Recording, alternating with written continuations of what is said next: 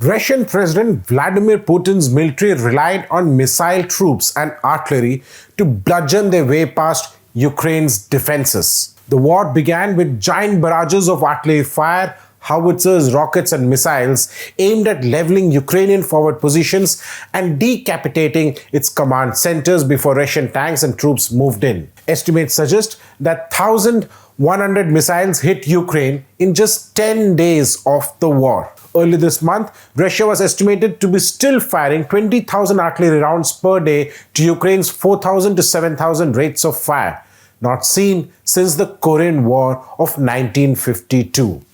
The Russian bombardments, though, failed to punch a hole in the Ukrainian defenses. The massive and unrelenting barrage of tactical missiles, the 21st century version of artillery, failed to break the morale and will of the Ukrainian soldiers. Even when hits were scored on command and control centers or logistic facilities, they were rapidly brought online again. In contrast, North Atlantic Treaty 155mm, 105mm howitzers, especially the M142 High Mobility Artillery Rocket System or HIMARS, which fires GPS-guided projectiles out to 50 miles, have devastated Russian ammunition dumps, command posts, and key bridges. The new equipment has allowed Ukraine to do so without suffering the effects of counter-battery fire. Not a single HIMARS is believed to have been hit. Former Soviet dictator Stalin is reputed to have called the artillery the god of modern battlefield. In Ukraine, an old god failed and a new one was born. That is, the long-range precision-guided artillery which cut through armies like a surgeon's scalpel instead of hammering them into submission. Even worse for Russia, the NATO has supplied air defense systems to Ukraine which can take down incoming Russian missiles. Moscow's weapon of choice is increasingly ineffective. In early October, Ukraine received an advanced IRIS-T system from Germany with 3 more delivered. Ukrainians say the first one deployed has so far shot down every projectile in its path. And earlier this month, Ukraine's defense minister confirmed delivery of 2 NASAMS, that is the National Advanced Surface-to-Air Missile System, developed by a Norwegian aerospace company and an American one. The US will be delivering a total of 7 such systems. Italy has also delivered the Aspide 2000 medium-range surface-to-air missile system. The Russian Air Force has largely been missing in action for reasons the print analyzed in the first 2 parts of this series. So these systems are largely been used in a counter-missile role. For a time, Russian tactics seem to be working. Ilya Poromarenko, a journalist with the Kyiv Independent, wrote in August, Russian heavy artillery, the Kremlin's deadliest weapon against Ukraine, is still a superior force that has no mercy. The reverses Russia has suffered, though, are teaching military thinkers an important lesson. Though artillery is still a critical element of warfare, massed guns cannot compete with weapons that have superior ranges and are powered by modern precision guiding technologies. The victims of the Ukraine war include some dearly held Shibets. 5 years ago, the scholars Lester Grau and Charles Bartels conducted a study of the Russian military doctrine for the United States military. The study was conducted in the shadow of the 2014 annexation of Crimea by Russian covert forces.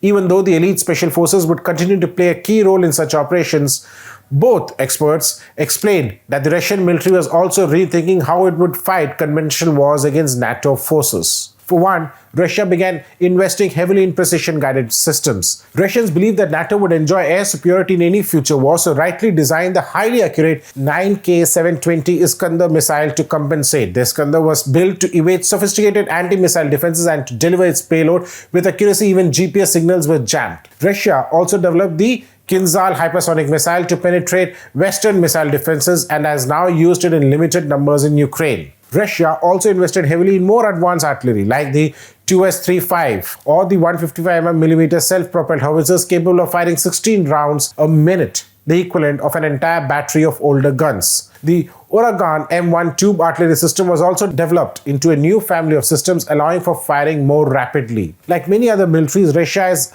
also invested in developing unmanned aerial vehicles like target acquisition drones tethered to its modern T-14 Armata tanks. Each highly mobile maneuver brigade was to have a UAV company equipped with drones like the Granat, Orlan and Eleran. There was special emphasis on designing UAVs for the artillery target spotting with ranges of around 40 kilometers. The Russian military also invested in state-of-the-art technologies like the Kurganets robotic weapons family, using a tracked chassis that can be controlled with a PlayStation-like device. For Russian military planners, though, there was critical dilemma. In any future war, NATO would likely enjoy electronic warfare superiority, rendering high-tech systems vulnerable. Although accuracy and range were important, the argument didn't displace the need for masked fire. The more sophisticated systems were, the more vulnerable they became to Western electronic countermeasures like jamming. Effective fire thus involved delivering a mathematically calculated number of dumb rounds, which would ensure a 70 to 90% probability the target had been destroyed. According to Military Balance, a database of global weapons compiled by the International Institute of Strategic Studies,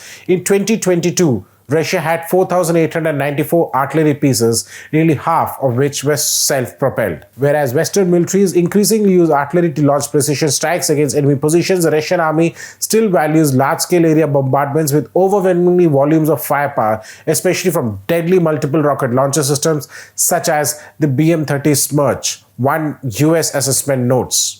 Likely, economic constraints reinforce the case for the number over quantity. For most part, the Russian military focused on upgrading existing technologies, mindful of the cost of inducting revolutionary new systems. Even to some Western thinkers, this reason appeared sound. In 2014 study for the RAND Corporation, John Gordon and others warned of the risk NATO might be outgunned by the numerically superior, if technologically less than exquisite artillery. That is the Russian artillery. Like Russia, India has been working to modernize its artillery for many years. In 1999, India finalized the Field Artillery Rationalization Program, the template for the country's artillery response in future wars, especially in the mountains. Under the FAB, the army is supposed to have about 20, 25, 27, a mix of around 3,000 to 3,600 155 mm, but different caliber types of towed, mounted, self-propelled, that is tracked and wheeled howitzers. All of this was supposed to be achieved through a mix of direct imports, licensed manufacturing, and indigenous systems. Estimate made within the forces, though, suggest it is only by 2040 that the army would be able to reach near its target that was set in 1999. Of all the programs that have been pursued, moreover, only two have been successful. One, which was a direct import from the US, and other, a joint manufacturing by private defense player L&T and a South Korean firm. The direct import has been the M777s, 145 of which were procured. As of now, 7 regiments, 18 guns each of the ULH have been inducted and deployed along the borders with China. The other successful project has been the K9 Vajra track self-propelled howitzers. The army is now in the process of ordering 200 of these howitzers for deployment in the mountains, though they were originally meant for the deserts. The indigenous advanced towed artillery gun system, that is the ATACMS, is still a work in progress, and its induction will take at least 3 to 4 years minimum if current deadlines are met. The army has also managed to modernize 3 regiments of the Sharang, existing Russian 130mm M46 guns, which have been upgraded to the 155mm 45 caliber gun. In total, 300 of these have been outgunned. The indigenous Dhanush gun has finally cleared all hiccups, and 1 regiment of it has been deployed, with the second one to be raised next year. Another success story is the 75 km range guided Pinaka multi-barrel rocket launcher. It will add on to the Russian Smerch that has a range of about 90 km. The DRDO is working on a longer range Pinaka with a target of about 125 km. While the army has currently 4 regiments of the Pinaka systems, 6 more have been ordered for. Lieutenant General P.R. Shankar, former Director General of the Corps of Artillery, recently wrote for the print that the size of the People's Liberation Army's arsenal and the ranges it has available will make it hard to match China weapon for weapon.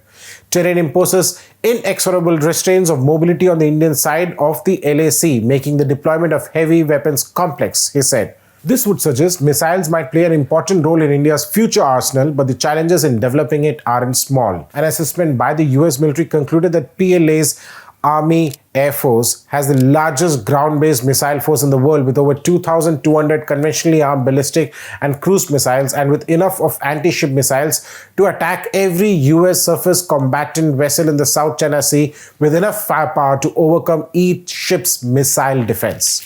India's Russian-made S-400 air defense systems gives its missile defense capabilities together with the Israeli-made Spider. Indigenous systems are also being developed. The Prithvi air defense anti-ballistic missile, for example, is reported to be able to target both aircraft and incoming missiles at altitudes of up to 50 kilometers. The more advanced air defense is supposed to have interception ranges of up to 200 kilometers. Experts like physicist Theodore Postel have, however, expressed skepticism about the real-world success rates of missile interception systems. Former Chief of Defence Staff General Bipin Rawat had in September last year said India is looking to create a rocket force that could control and maintain the country's missiles. However, following his death in a helicopter crash, the idea seems to have disappeared from military discussion. India has only one medium-range conventional missile, the BrahMos, and it's in limited quantities. Altogether, the three services will have about 1,000 of these missiles, which are developed in joint collaboration with the Russians. As the war in Ukraine has shown, though, these numbers are small and it is unclear how long they would last in a war with China. Russia's industrial base has struggled to replenish its arsenal in the midst of the war. Vladimir Skibitsky, deputy head of Chief Intelligence Directorate of the Ministry of Defense of Ukraine, has said that Russia is buying ballistic missiles, the Fateh 110 and the Zolfaghar from Iran. Skibitsky estimates that Russia has just 120 Iskandars remaining. The number of Kinzhals left in the arsenal is estimated to be only around 40. To make things worse for India, China isn't the only threat. Pakistan too is looking at upping its firepower against India using Chinese systems. Islamabad is acquiring the Chinese-made vehicle-mounted SH-15 howitzers to counter the Indian Kain and Vajra howitzers. The SH-15 system, which can also fire projectiles with sub-kiloton yield nuclear warheads, uses a 6x6 wheeled Shaanxi truck chassis for carrying the 155mm howitzers mounted at the rear of the truck. China's Northern Industries Corporation, or Norinco, is also supplying the AR-1 300mm multi-barrel rocket launchers to Pakistan. It is rumored that China is also looking at the possibility of supplying Pakistan with a nearly 2,000-kilometer range DF-17 hypersonic missile to offset India's edge. China is also extending cooperation to Pakistan's upgrade of various ammunition, including extended range artillery shells and guided artillery shells. To find answers to these dilemmas, Indian planners will have to think carefully of how to utilize resources and best how to conceive new means of warfighting that play to their advantages. For The Print, this is Snehesh Alex Philip. Do subscribe to our Print's YouTube channel for more such videos.